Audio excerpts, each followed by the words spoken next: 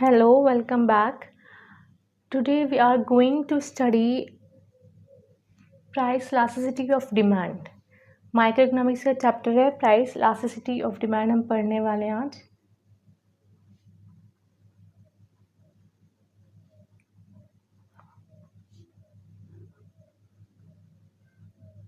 ठीक है, तो सबसे पहले हम ये पढ़ने के लिए हमें पता होना चाहिए कि इलास्टिसिटी क्या है. डिमांड तो मैंने आप लोगों को बता दिया था, डिमांड वाला चैप्टर हमारा कंप्लीट हो चुका था. तो इलास्टिसिटी हम पढ़ेंगे.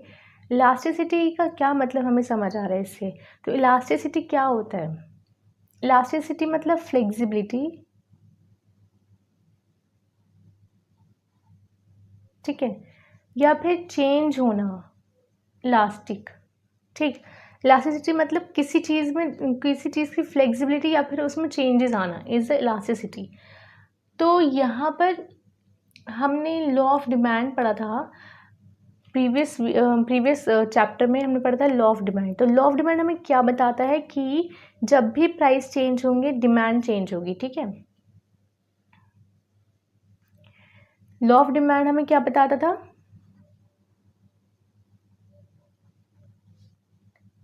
When price changes,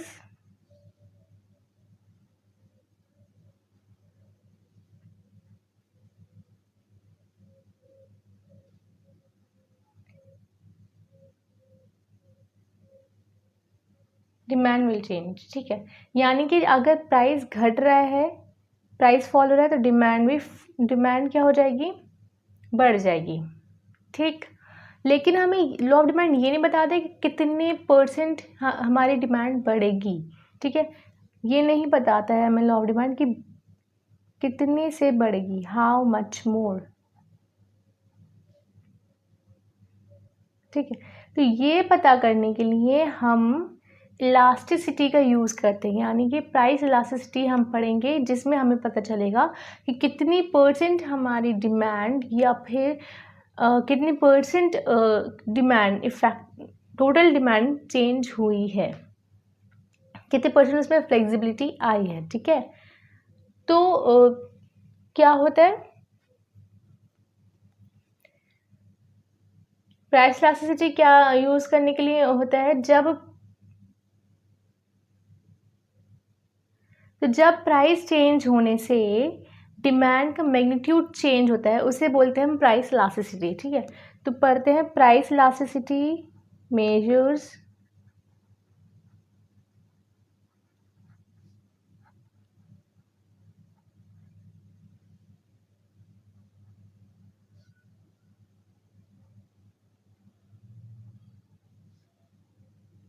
the responsiveness of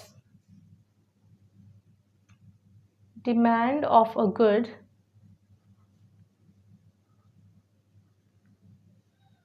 to a change in its price.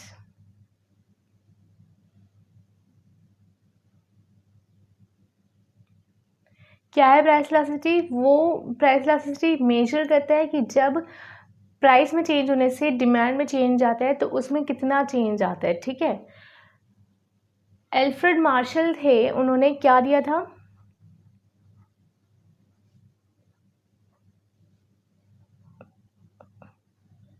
Alfred Marshall ने बोला था कि हम प्राइस इलास्टिसिटी को मेजर करने के लिए रिलेटिव चेंज को देखते हैं. ठीक है, क्या देखते हैं, रिलेटिव चेंज को. तो उसके लिए ये फॉर्मूला है प्राइस इलास्टिसिटी निकालने का. वो क्या है जो कि मार्शल ने दिया है. Elasticity of demand is equal to minus. ठीक है, ये माइनस क्यों आया मैं बताऊंगी, अब आपको अभी बताऊंगी मैं. Percentage change in quantity demanded, ठीक, upon percentage change in price. ये परसेंटेज चेंज निकालने के लिए हम क्या करेंगे.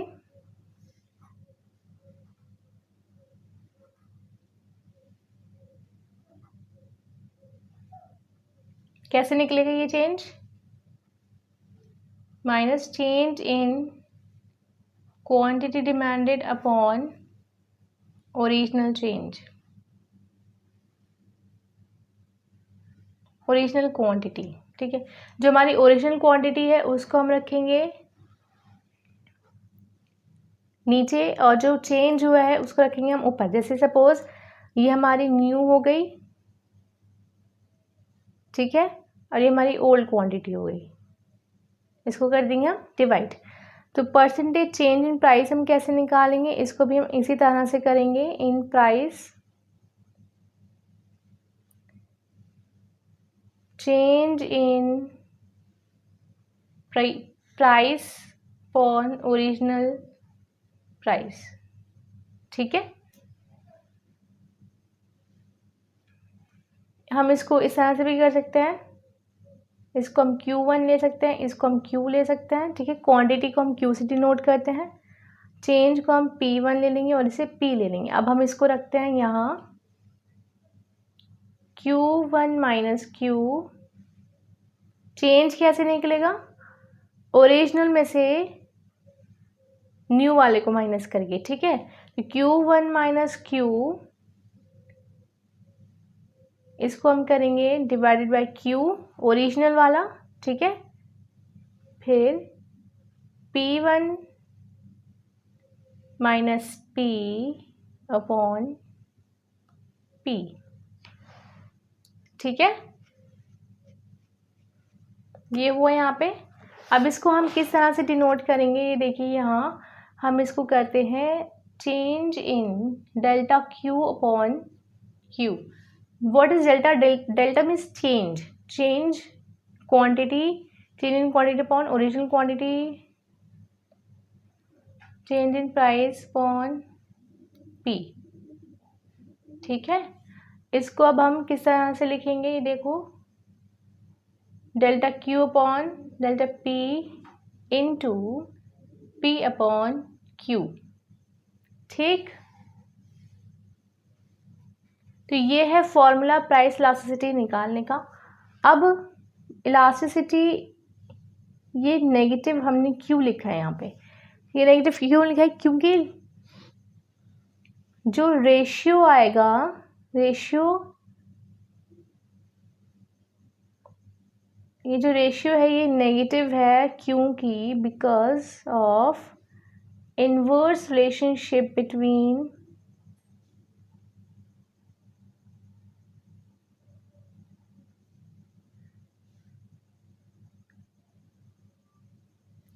प्राइस एंड क्वांटिटी डिमांडेड, ठीक है। प्राइस एंड क्वांटिटी डिमांडेड, इसके बीच में इनवर्स रिलेशनशिप है। हमें पता है कि जब प्राइस फॉल होता है तो क्वांटिटी बढ़ती है, जब प्राइस बढ़ता है तो क्वांटिटी फॉल होती है। तो ये है हमारा प्राइस इलास्टिसिटी का फॉर्मूला, जिससे हम प्राइस इलास्टिसिटी निकालेंगे। नेगेटिव रेशियो आता है क्योंकि इनवर्स रिलेशनशिप होता है प्राइस और डिमांड में, ठीक है। अब कुछ फैक्टर्स हैं जो कि प्राइस इलास्टिसिटी को क्या करते हैं, अफेक्ट करते हैं।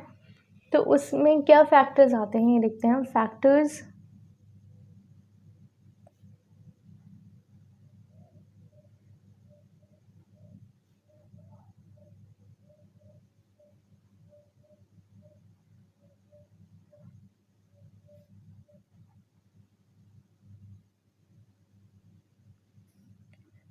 फर्स्ट है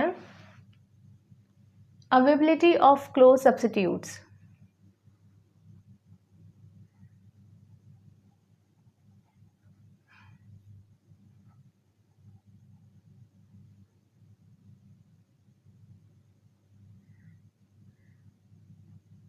ठीक है। अवेलेबिलिटी ऑफ क्लोज सब्स्टिट्यूट मतलब अगर किसी भी कमोडिटी का क्लोज सब्स्टिट्यूट है, लाइक टी का सब्स्टिट्यूट है कॉफ़ी, ठीक है। तो इसकी जो डिमांड होगी, अगर हमारे पास टी अवेलेबल नहीं है तो हम कॉफ़ी की डिमांड कर सकते हैं। यानी कि क्या हो रही है, डिमांड में चेंज आ रहा है, फ्लेक्सिबल है डिमांड, ठीक है। तो ये जब हमारे पास क्लोज सब्स्टिट्यूट अवेलेबल होता है तो डिमांड क्या हो जाती है, इलास्टिक होती है, ठीक है। क्लोज सब्स्टिट्यूट में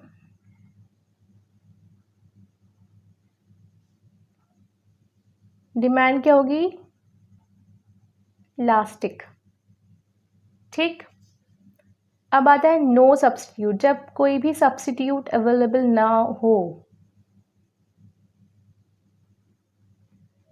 तो क्या होता है। फॉर एग्जाम्पल सॉल्ट का ले लीजिए, क्या सॉल्ट का कोई भी सब्स्टिट्यूट है?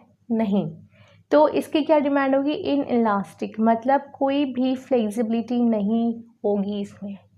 अगर सॉल्ट की प्राइस कितनी भी हाई हो जाए, सॉल्ट की डिमांड चेंज नहीं होगी, क्योंकि बिना सॉल्ट के ना तो खाना बनेगा और ना ही खाया जाएगा। ठीक है, the second is income of the consumer.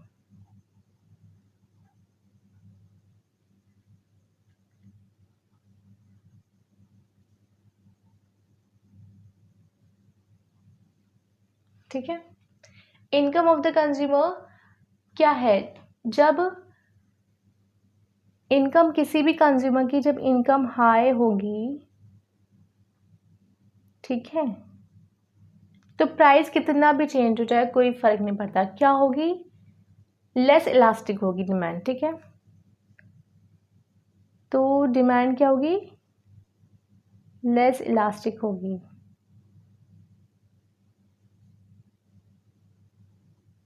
यानी इन इलास्टिक। ठीक, अब अगर इनकम कम है, income is not that much high, तो क्या होगी demand? Demand will be elastic.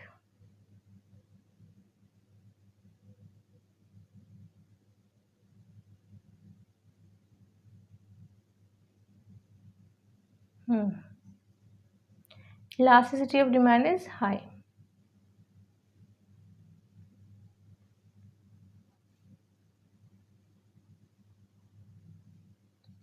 ठीक है,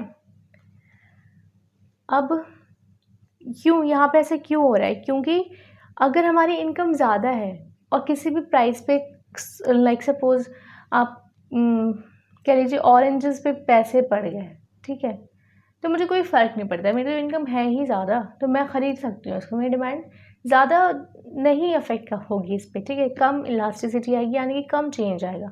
लेकिन अगर कोई पुअर है, उसकी इनकम इतनी हाई नहीं है, तो अगर ऑरेंजेस के प्राइसेस बढ़ जाएंगे तो उसको इतना ज़्यादा,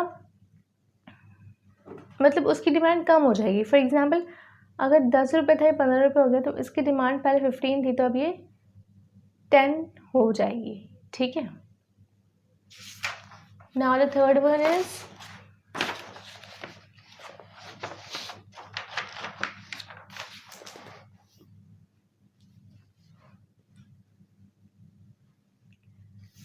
इज लग्जरीज वर्सेस नेसेसिटीज। ठीक है,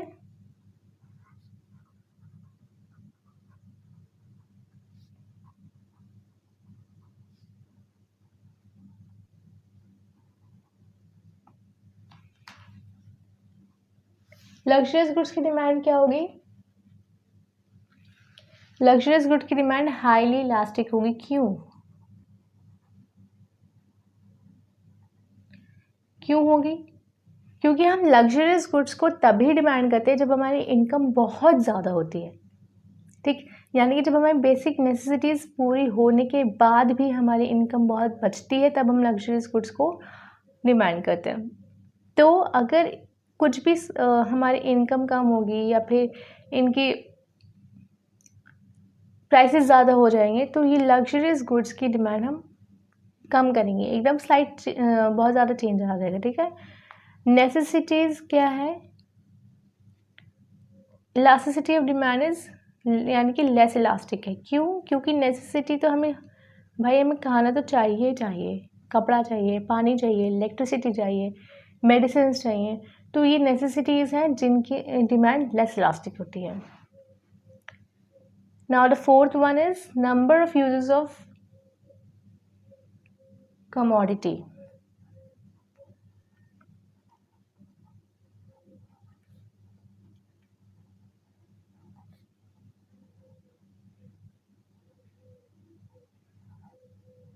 ठीक है, किसी भी कमोडिटी के ऑल्टरनेट यूज़ होना, जैसे मिल्क, इसके बहुत सारे यूजेस हैं, ठीक है।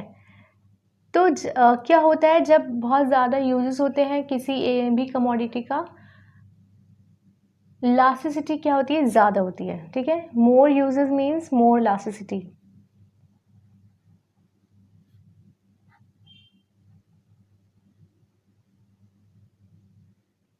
अगर इसके प्राइसेस चेंज हो गए या कम हो गए तो इसकी जो इलास्टिसिटी है वो ज़्यादा रहेगी, क्योंकि इसको ज़्यादा डिमांड करेंगे, ठीक है। हम चाहेंगे कि अगर मिल्क की चाय बन रही है तो भाई हम मिल्क का क्या बना सकते हैं, और हम कर्ड भी बना सकते हैं मिल्क से, ठीक है। तो हम इसको ज़्यादा यूज़ करेंगे। अगर पहले इसका प्राइस ज़्यादा था तो हम इसको कम यूज़ करते थे, क्यों? क्योंकि इसके यूजेस ज़्यादा हैं, ठीक है। तो हम अगर जो हमें बहुत ज़्यादा इम्पॉर्टेंट लगता था हम उसमें इसको यूज़ करते थे, बट अब जो लेस इम्पॉर्टेंट होगा हम इसको उसमें भी यूज़ करेंगे जब इसकी प्राइसेस कम हो जाएंगी। तो जब ज़्यादा यूजेस होते हैं किसी भी कमोडिटी की तो इलास्टिसिटी ज़्यादा होती है। Fifth one is proportion of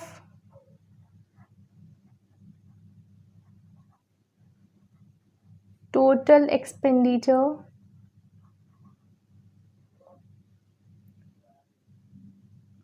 spent on product।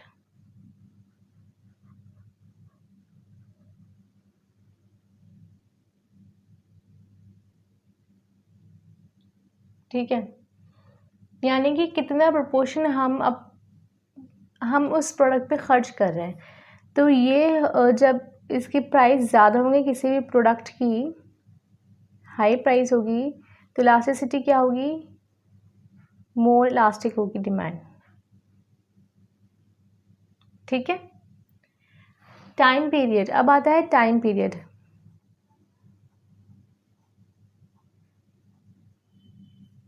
Time period में क्या होगा, ये वही बात होगी कि अगर हमें इस टाइम पे हमें कुछ सस्ता मिल रहा है, या फिर एक टाइम पीरियड होता है कि कुछ चीज़ महंगी हो जाती है, हमें लगता है कि आने वाले टाइम में वो चीज़ महंगी हो जाएगी, तो अगर उसका सब्स्टिट्यूट अवेलेबल है तो उसकी जो डिमांड होगी वो क्या हो जाएगी, मोर इलास्टिक हो जाएगी, ठीक है। मोर सब्स्टिट्यूट मोर इलास्टिक डिमांड, ठीक। Less substitute less elastic demand, got it. तो ये थे फैक्टर्स और प्राइस इलास्टिसिटी के कुछ थोड़ा सा एक्सप्लेनेशन। तो हमने इस वीडियो में पढ़ा है इसके फॉर्मूला प्राइस इलास्टिसिटी का, और क्या होता है, कैसे, क्यों होता है, ये सब।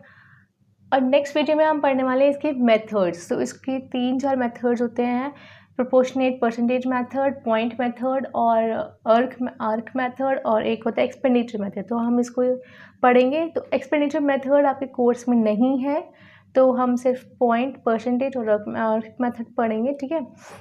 और थोड़ा बहुत हम परसेंटेज मेथड का भी देख लेंगे। और अगर आपको मेरी वीडियो पसंद आई है तो प्लीज़ लाइक करें, सब्सक्राइब करें, और इसको वो ज़्यादा से ज़्यादा शेयर करें, और प्लीज़ सपोर्ट करें थोड़ा। और अगर आपको पसंद आई मेरी वीडियो तो कमेंट बॉक्स में बताइए, और अगर नहीं पसंद आई तो तब भी बताइए। और कुछ समझ नहीं आया, कुछ हेल्प चाहिए तो आप प्लीज़ मुझे कमेंट कर सकते हैं।